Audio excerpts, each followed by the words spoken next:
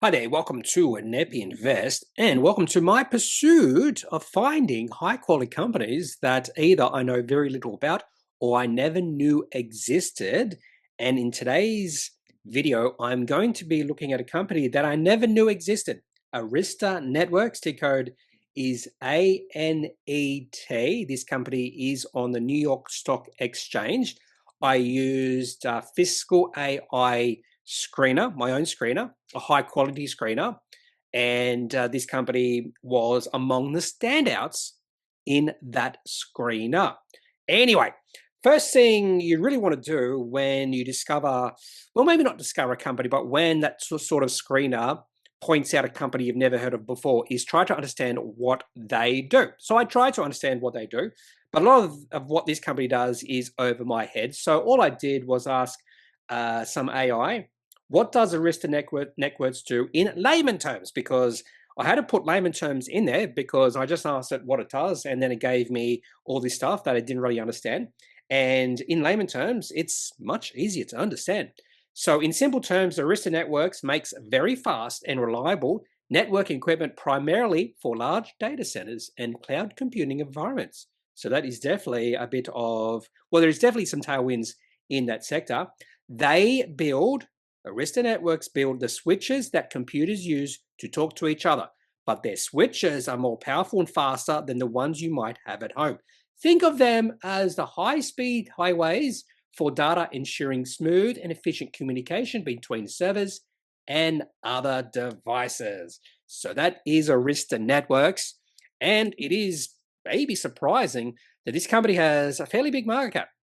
So this company has a valuation currently, a market cap of $128.76 billion.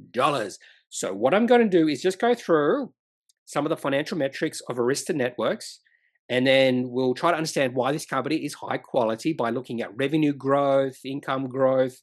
We'll also have a look at margins, return on equity, return on invested capital, and then we'll have a look to see if this company might be good value right now.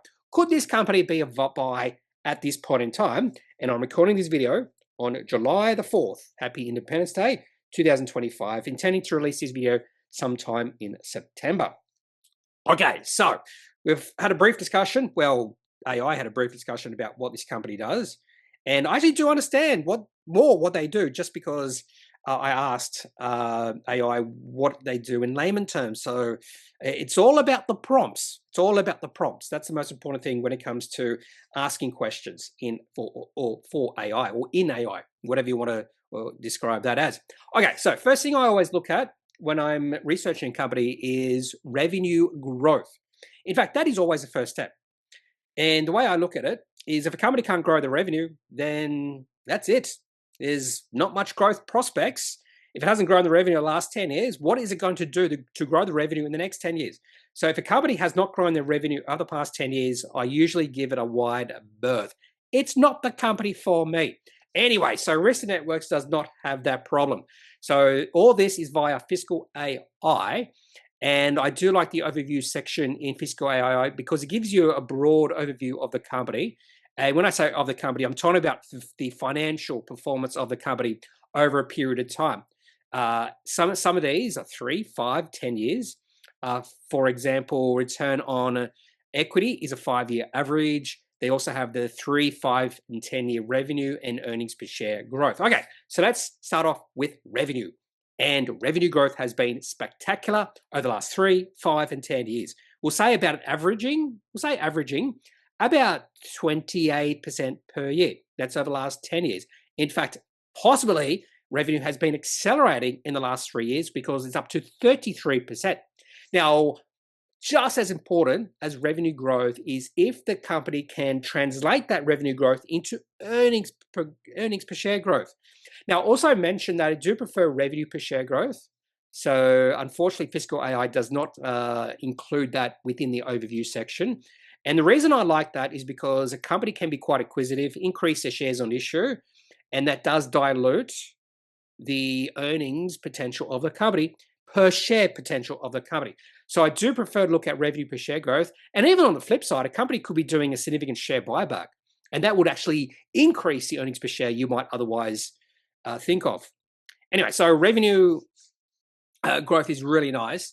And then if you have a look at earnings per share growth, the last 10 years, 39.3%, 5 years, 30.8%, and 3 years, 48.2%. So earnings have been increasing, per share have been increasing at a greater rate than revenue. Now, the first thing that comes to mind when I see a company do that is margin improvement. So the company has been expanding the margin over the last 3, 5, and 10 years. And we'll have a look to see if that is true for Arista Networks, because we don't get any idea just by looking at the overview. Okay, so really nice growth in revenue and earnings over the last 3, 5, 10 years. So this has the makings of a high quality company, but I need to take some further steps. So usually I have a look at margins. Gross margin 64.1%, operating margins 42.3%, quite nice, but that's not the whole story. I always like to have a look to see how gross and operating margins have been changing through time. Are they growing? Are they decreasing? If gross margins have been decreasing over the last 10 years, that could be a negative sign that the company is maybe losing any sort of moat or any sort of competitive advantage they have. And that can be true for many companies. Anyway, so we'll have a look at the history of gross and operating margins in a second. Now, after that, I always have a look at return on equity and return on invested capital. So 5-year average, return on equity 30.2%, return on invested capital 51.6%. So this is quickly looking like a high quality company. So based off growth and based off these, what Fiscal AI refers to as efficiency metrics, I actually refer to return equity and return invested capital, even return assets, return on capital employed. I refer to those metrics as the quality metrics. So if I only had or was told you can only choose one metric to look at to find out whether a company is high quality or not, I probably would choose either return to equity or return to invested capital. More than likely return to invested capital. And I want those to be at least above 10%. So 5-year average for both of those, well above what you would expect for a high quality company. Okay, so we have the makings of a high quality company. This company doesn't have any debt problems. In fact, they have net cash of $8.15 billion. So don't have to worry about debt at all. Now on to valuation. So this is where it becomes interesting. So I probably, at this point in time, would just say, just based off the numbers here, that Arista Networks probably is a high quality company. And if it's not, it's very close to being a high quality company. So then it comes back to valuation. Now, not that long ago, I would have said the valuation is probably the most important thing when it comes to any sort of company. And I have sort of gone away from that just a little bit, because if Arista Networks keeps on growing at a fantastic rate, and you'll see the share price increase significantly over the next 5 or 10 years, potentially, depending on the valuation now. But if it does increase significantly, the growth, revenue, and even the share price, doesn't really matter the price you pay for the company at this point in time. I think the only way it does matter if the company is ridiculously overvalued. So when I say ridiculously overvalued, I might mean P/E ratio of 200 or 300 or maybe 400 or maybe 100. We'll go down that way. So maybe 100, you could argue maybe that's ridiculously overvalued. But at this point in time, Arista Networks has a P/E ratio of 42.7, and the targets based off growth in profit, P/E ratio, forward-looking P/E ratio is only 38.9. So is that expensive or not? We don't know. Historically, that could be actually really cheap or really low for this type of company, for this company. So I do like to have a look at the last 10 years of valuation. Is a P/E ratio 42.7 historically high or low for this company? Or is it in the middle? Is it like mean or average or whatever, or median, whatever you want to say? Okay, so have a look at the P/E ratio history of this company. Okay, so now on to a few graphs I always like to have a look at. First thing I like to look at is just revenue. And what else I put on here is, and I don't like to include, now I'll leave last 12 months in there, because sometimes if you get rid of the last 12 months and then you go to P/E ratio, P/E ratio doesn't go all the way to present time. It only goes back to last time the company released results, or half year, full year results, something like that. So it can be a little bit old, if that makes sense. Maybe I didn't make sense at all. So I like to look at revenue. I'll put also gross profit margins, sales or operating margins, not sales margins, and also income.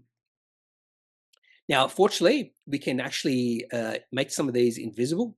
I just realized the other day I can do this. So what we're now looking at is just revenue and income or profit growth or history of this company over the past 10 years. And this is exactly what I want to see for a company that I am going to hopefully own for the long term. Consistent growth in both of these through time. Now, there was one year where revenue and income actually did fall. That was 2020. So I think the company can be forgiven for that. But since then, 2020, the company has increased their revenue from 2.3 billion to 7 billion, and the profit has increased from 634 million to 2.9 billion. That has been fantastic growth over the last, what's that, 4 years? 1, 2, 3, 4, 5 years. Sorry, 5 years. So that's fantastic growth. In fact, if you have a look at the revenue growth, 26.61%, and income growth, 41.6%, straight away you can say that more than likely the margins of this company have improved over the past 10 years. So let's just confirm that. Have the margins improved, particularly operating margins, but I also like to just focus on gross margins.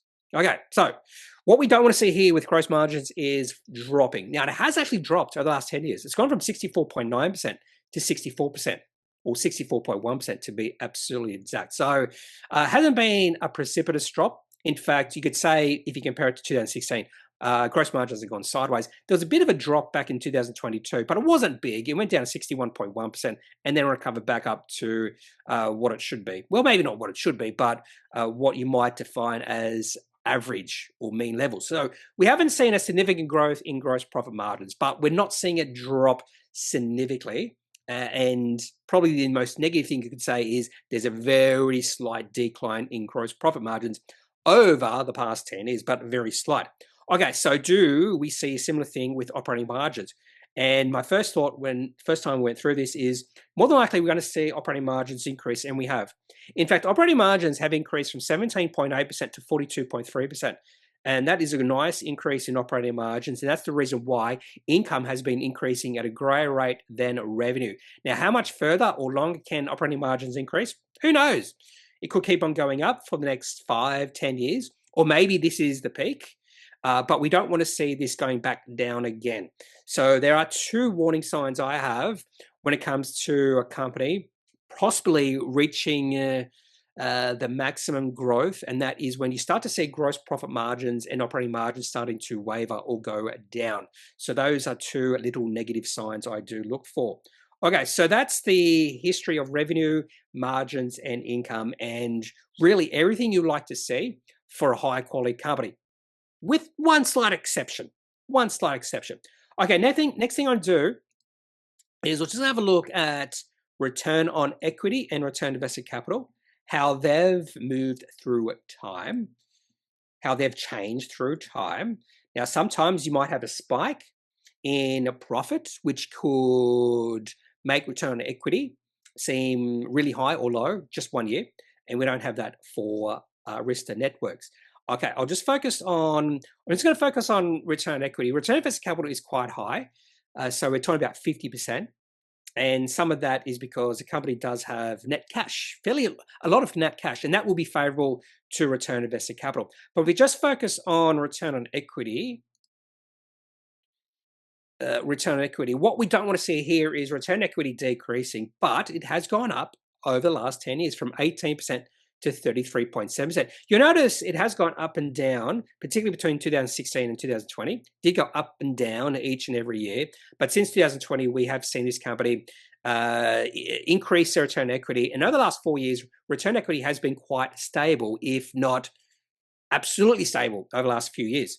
So return on equity around about 30 or the mid-30s, we'll say. The mid-30s, which is really nice. That's the sort of return on equity you want to see.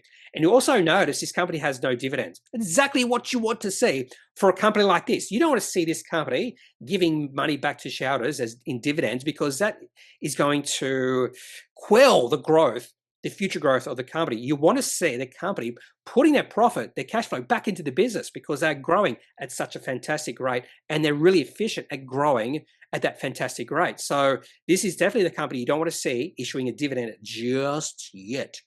Okay, now onto valuation. So we'll have a look at PE ratio. We'll also have a look at EV to EBIT and free cash flow yield. So go back to financials and we'll get rid of return on equity. We'll go to ratios and we'll look at P ratio, free cash flow yield, and EV to EBIT. Okay, so we'll focus on one of these first, P ratio. And what we're doing here, by the way, you'll notice there was a spike in P ratio. So when I mentioned return equity, I just said that there sometimes can be a spike either way in profit, and that can cause a misleading spike in return equity, and definitely it can lead to misleading spikes in P ratio. So that's one of the reasons why I do look at profit, but I do tend to focus on the broader picture. And when I say broader picture, I mean over numerous years, and also cash flow. Also look at cash flow. So in this particular exercise, I'm not looking cash flow. So there was 1 year where income was a little bit lower than probably it should be. It could have been a one-off, and that's why the P ratio back in 2018 was significantly high. But if we just ignore that, the P ratio for Arista networks tends to oscillate between 20, which was at the, I suppose, the peak COVID-19 panic. So in fact, the P ratio got down as low as 16 or 15, in fact. That was towards the end of March. And the highest the P ratio has been around about 60. And we've seen that reached a few times.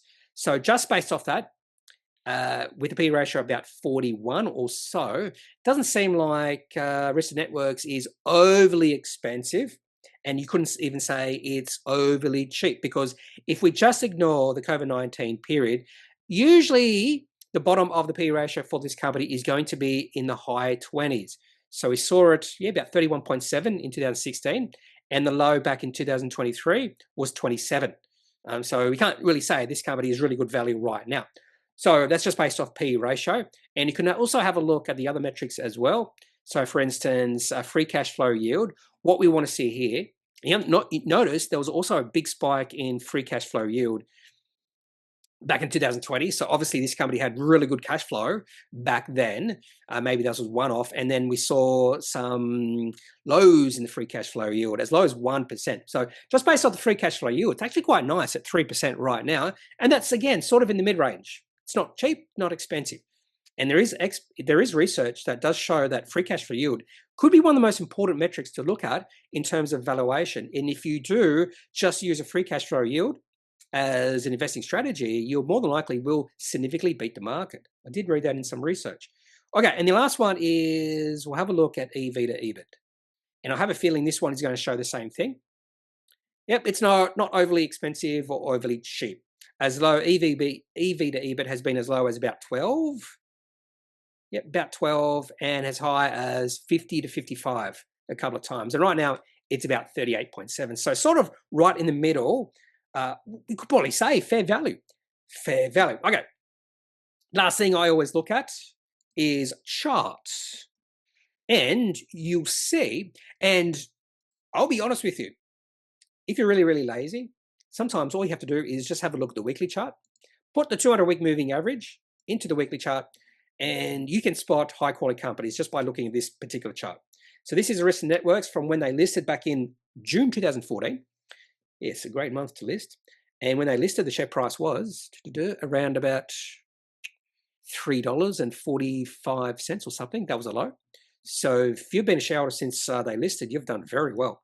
So what we are looking at is just comparing the share price to the 200-week moving average. And typically the share price has remained above the 200-week moving average, apart from a few times. The first time was it briefly fell below that moving average during COVID-19 panic. Just briefly. In fact, the share price fell below $10 for a brief period. So that was great buying.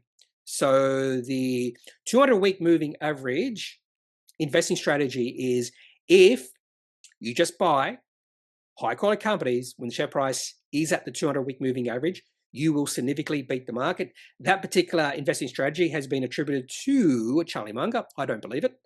I have not seen any proof, but it's out there that Charlie Munger actually said that. And I've looked at it ever since I've heard it, and I think there is some validity to it. And in fact, just recently, Arista Networks bounced perfectly off the 200-week moving average. This was almost uncannily, and I've seen this time and time again. In fact, if you put a buy Arista Networks at about 60, you would have bought near the low, and that was bouncing off the 200-week moving average. So share price right now is still a little bit above the 200-week moving average, understandably, because of a pretty good bounce since that was it April 7th low? Was it April 7th? Around that anyway. So yeah, this is the characteristic of a high-quality company. This chart is a characteristic of a high-quality company. Buy Arista Networks if the share price can, on the rare occasion, fall to the 200-week moving average. But as I said before, I've always thought that valuation matters even for high-quality companies. But say if you go back to when the share price rallied back in 2021 and the share price was well above the 200-week moving average, you could have bought at, say, $36.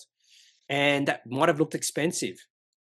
And share price now is $102. So you have, what's that, almost tripled your money? Yeah, tripled your money over the last 4 years, even though back then it might have looked expensive because this company has grown significantly. So I do think that some investors, particularly a lot of the Warren Buffett disciples, take valuation a little bit too much seriously. Also, margin of safety, a little bit too much seriously when it comes to these quickly growing high quality companies. Okay, so that's all I have for this video, this first look at Arista Networks. Definitely putting this into my high quality watch list. And I wish I discovered this company about 4 months ago, so I could have bought it at the April lows. If you have any questions, any thoughts, leave those in the comment section of this video. Otherwise, I'm not a financial advisor. If you need financial advice, make sure you seek out someone who is qualified and can speak to your own financial needs. That's it for this video. Have a good day. Bye.